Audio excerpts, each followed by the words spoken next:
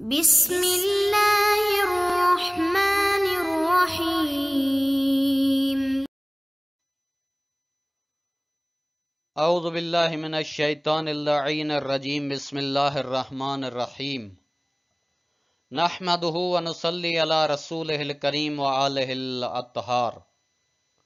عزیز طلاب اکرام، کتاب توضیح المسائل کے اسباق ہم مسلسل پڑھ رہے ہیں، جن اسباق میں سے آج ہم سبق نمبر 186 شروع کر رہے ہیں کہ جس کا عنوان طلاق بائن اور طلاق رجعی ہے۔ طلاق کے حوالے سے کچھ مسائل، طلاق بائن کی اقسام، یہ ہم پہلے پڑھ کے آئے ہیں، باقی اس کی تفصیلات ہم آئندہ مسائل میں انشاءاللہ پڑھیں گے۔ تو آئیے شروع کرتے ہیں۔ مسئلہ نمبر 2490،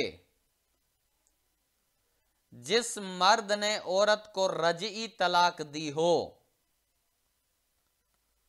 اگر وہ اس سے کچھ مال لے لے اور اس سے مصالحت کر لے کہ اب تجھ سے رجوع نہ کروں گا، تو اگرچہ یہ مصالحت درست ہے اور مرد پر واجب ہے کہ رجوع نہ کرے، لیکن اس سے مرد کے رجوع کا حق ختم نہیں ہوتا، اور اگر وہ رجوع کرے تو وہ دوبارہ اس کی بیوی بن جائے گی۔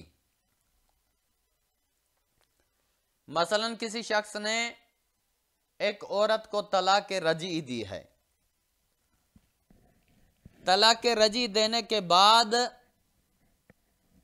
اس عورت نے مرد کو کچھ مال دیا اور اس سے ایک معاملہ طے کیا، مصالحت کی، صلح کی کہ میں تمہیں اتنا مال دیتی ہوں، تم مجھ سے رجوع مت کرنا۔ اور اگر مرد بھی مان گیا کہ ٹھیک ہے میں مصالحت کرتا ہوں، یہ معاملہ کرتا ہوں کہ میں رجوع نہیں کروں گا، تو بذات خود یہ مصالحت جو ہے وہ درست ہے اور مرد پر واجب ہے کہ رجوع نہ کرے۔ لیکن اگر معاملے کے اعتبار سے دیکھا جائے تو مرد پر واجب ہے کہ وہ رجوع نہ کرے، کیونکہ اس نے قیمت لی ہے رجوع نہ کرنے کی۔ لیکن اس سے مرد کے رجوع کا حق ختم نہیں ہوتا۔ شرعی طور پر جو مرد کا رجوع کرنے کا حق ہے وہ اس معاملے سے ختم نہیں ہوتا۔ اگر وہ مصالحت کرنے کے باوجود بھی رجوع کر لیتا ہے تو اگرچہ اس کے معاملے کو ختم کرنے، مصالحت کی مخالفت کرنے کا حساب الگ ہے، البتہ اس کا رجوع صحیح ہے اور وہ دوبارہ اس کی بیوی بن جائے گی۔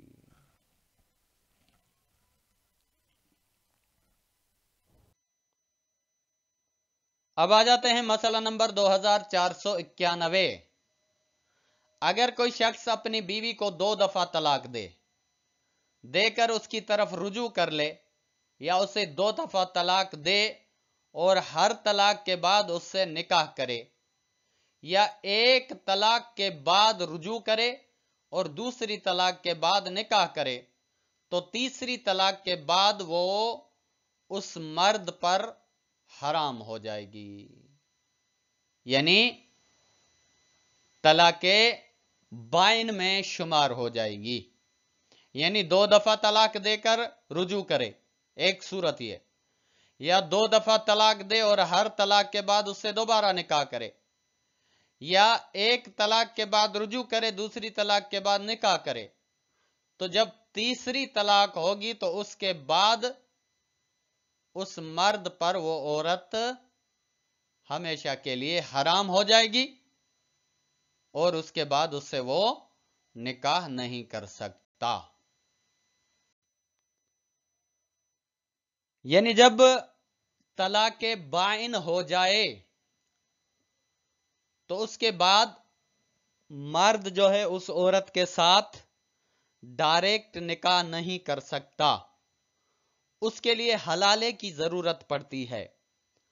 और हलाला क्या है कि वो औरत किसी और मर्द के साथ शादी करे, निकाह करे, और चंद शराइत उसमें हों तो फिर उसके बाद दोबारा अगर वो तलाक दे देता है तो फिर वो औरत पहले शौहर के साथ निकाह कर सकती है, वरना नहीं कर सकती।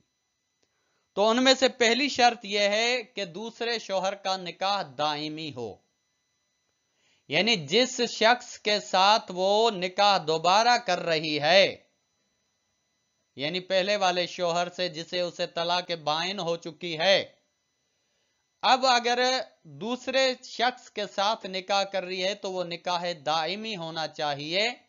निकाह इनकिताई जो है वो काफी नहीं है।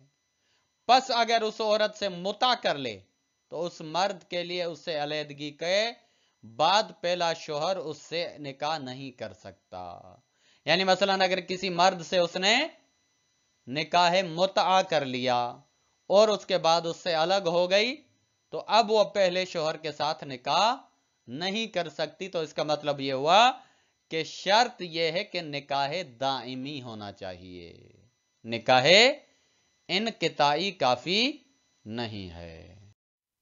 दूसरी शर्त, दूसरा शौहर जिमा करे, और एहतियात वाजिब यह है कि जिमा फर्ज आगे की शर्मगाह में करे, दुबर यानी पीछे की शर्मगाह में ना हो। दूसरी शर्त यह है उसके हलाल होने के लिए पहले शौहर पर कि दूसरा शौहर उसके साथ निकाह तो करे, निकाह दाइमी होना चाहिए, लेकिन उसके साथ साथ ऐसा नहीं है कि सिर्फ निकाह करे और फिर उसको छोड़ दे, तलाक दे दे, नहीं, बल्कि निकाह करने के बाद उसे जिमा भी करे और एहतियात वाजिब की बना पर जिमा भी फर्ज में होना चाहिए, यानी औरत की आगे वाली शर्मगाह में होना चाहिए। दोबर में यानी पीछे वाली शर्मगाह में निकाह नहीं, जिमा नहीं होना चाहिए। तीसरी शर्त, दूसरा शौहर उसे तलाक दे या मर जाए। दूसरा शौहर उसे तलाक दे या मर जाए और कोई सूरत ना हो। चौथी शर्त, दूसरे शौहर की तलाक की इद्दत या वफात की इद्दत खत्म हो जाए। ऐसा नहीं है कि दूसरे शौहर ने तलाक दी या मर गया फौरन उसके वो पहले के साथ निकाह करे, ऐसा नहीं हो सकता, बल्कि जो भी तलाक की इद्दत है तो उसको मुकम्मल करना है, अगर वफात की इद्दत है तो उसे मुकम्मल करना है। जब वो खत्म हो जाए उसके बाद पहले वाले शौहर के लिए हलाल हो सकती है।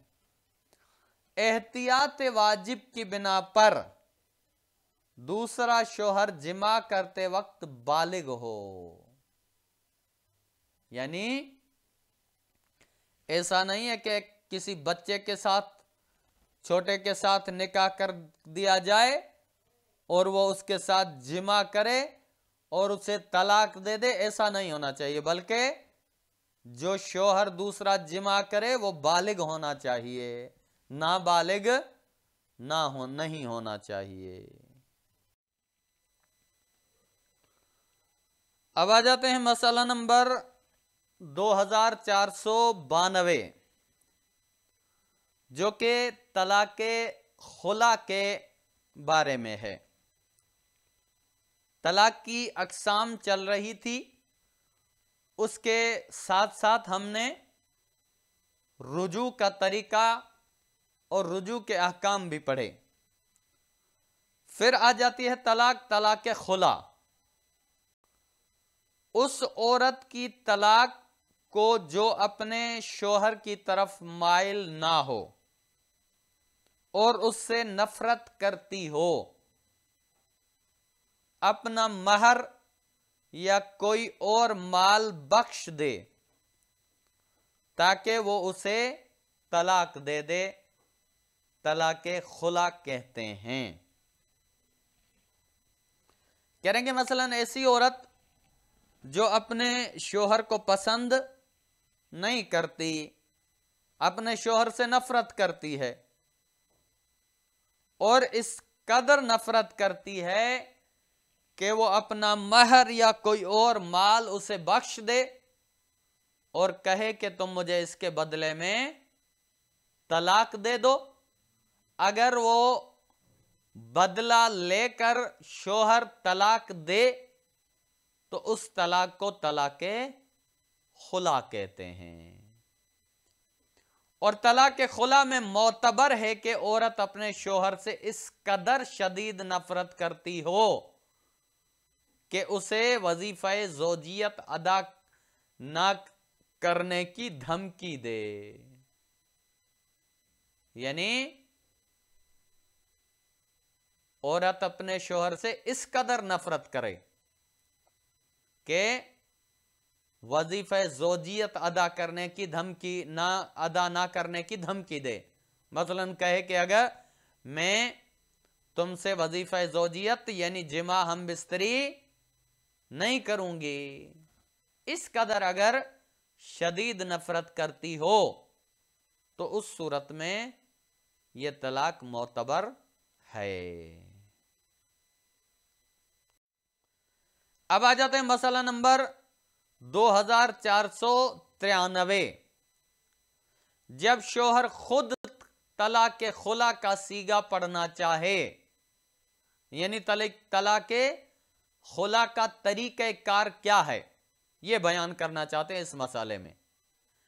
کہہ رہے ہیں کہ مثلا جب شوہر خود طلاق خلا کا صیغہ پڑھنا چاہے تو اگر اس کی بیوی کا نام عاطفہ ہو تو عوض لینے کے بعد کہے زوجتی عاطفتو خالعتها علی ما بذلت، یعنی میں اپنی زوجہ جس کا نام عاطفہ ہے اس کو طلاق خلا دیتا ہوں علی ما بذلت، اس چیز کے بدلے میں جو اس نے مجھے دی ہے، اور احتیاط مستحب کی بنا پر فہیہ طالقن بھی کہے، یعنی میں اس مال کے بدلے میں اسے خلا دیتا ہوں، فہیہ طالقن، اب یہ آزاد ہے، پس یہ آزاد ہے، یہ بھی آخر میں احتیاط مستحب کی بنا پر کہے۔ یعنی خود ترجمہ کر رہے ہیں کہ یعنی میں نے اپنی بیوی عاطفہ کو اس مال کے عوض جو اس نے مجھے دیا ہے طلاق خلا دے رہا ہوں اور وہ آزاد ہے۔ اور اگر عورت معین ہو تو طلاق خلا نیز طلاق مبارات میں اس کا نام لینا لازم نہیں ہے۔ کہنے کہ مثلاً اگر عورت معین ہے، ایک ہی اس کی بیوی ہے، زیادہ بیویاں نہیں ہے، معین ہے، تو اس صورت میں اس کا نام لینا ضروری، نہ طلاق خلا میں نہ طلاق مبارات میں نام لینا ضروری نہیں ہے۔ اب آ جاتے ہیں مسئلہ نمبر 2494۔ اگر کوئی عورت کسی شخص کو وکیل مقرر کرے تاکہ وہ اس کا مہر اس کے شوہر کو بخش دے، اور شوہر بھی اسی شخص کو وکیل مقرر کرے تاکہ وہ اس کی بیوی کو طلاق دے دے۔ کہنے کہ طلاق خلا میں مثلا شوہر اور بیوی ایک ہی وکیل مقرر کرتے ہیں، ایک ہی شخص کو وکیل بناتے ہیں، ایک کہتا ہے کہ میرے مہر کو اب میرے شوہر کے لیے بخش دو اور اسے طلاق دلوا دو، شوہر کہتا ہے کہ میری طرف سے وکیل بن کر تم اسے طلاق دے دو. تو وہ کس طرح ہوگی, کس طرح اس کے سیغے ادا کیے جائیں گے؟ تو دیکھتے ہیں کہ کہتے ہیں کہ اگر مثال کے طور پر شوہر کا نام محمد اور اس کی بیوی کا نام عاطفہ ہو تو وکیل سیغہ طلاق یوں پڑھے گا. مثلا شوہر محمد ہے, بیوی عاطفہ ہے, تو اس طرح سے وہ طلاق کے سیغے پڑھے گا. کس طرح کہے گا کہ ان موکلتی عاطفہ بذلت مہرہا لموکلی محمد خالعتہا علیہ. یعنی میری موکلہ عاطفہ بخشتی ہے اپنے مہر کو میرے موکل محمد کے لیے تاکہ وہ اسے خلا دے دے, طلاق دے دے, طلاق خلا دے دے. اور اس کے بعد بلا فاصلہ کہے زوجۃ موکلی, یعنی میرے موکل محمد کی زوجہ, خالعتہا میں اسے خلا دیتا ہوں, علی ما بذلت اس چیز کے بدلے میں جو اس نے بخشی ہے, فہی طالق اب وہ آزاد ہے. تو اس صورت میں طلاق خلا ہو جائے گی. اب ترجمہ خود کرتے ہیں کہ اور اگر عورت کسی کو وکیل مقرر کرے کہ اس کے شوہر کو مہر کے علاوہ کوئی اور چیز بخش دے تاکہ اس کا شوہر اسے طلاق دے دے, تو ضروری ہے کہ وکیل لفظ مہر ہا کے بجائے اس چیز کا نام لے. کریں گے مثلا اگر عورت جو ہے وہ مہر نہیں بخشتی بلکہ مہر کی جگہ مثلا کوئی اور چیز سونا چاندی وغیرہ وغیرہ وہ اگر بخشتی ہے تو یہاں پہ جو اس عبارت میں مہرہا کا لفظ آیا ہے اس کی جگہ پہ اس چیز کا نام آ جائے گا.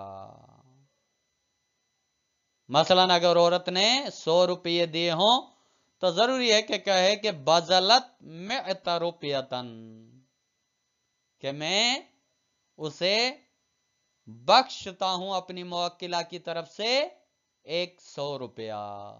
تو اس صورت میں طلاق ہو جائے گی.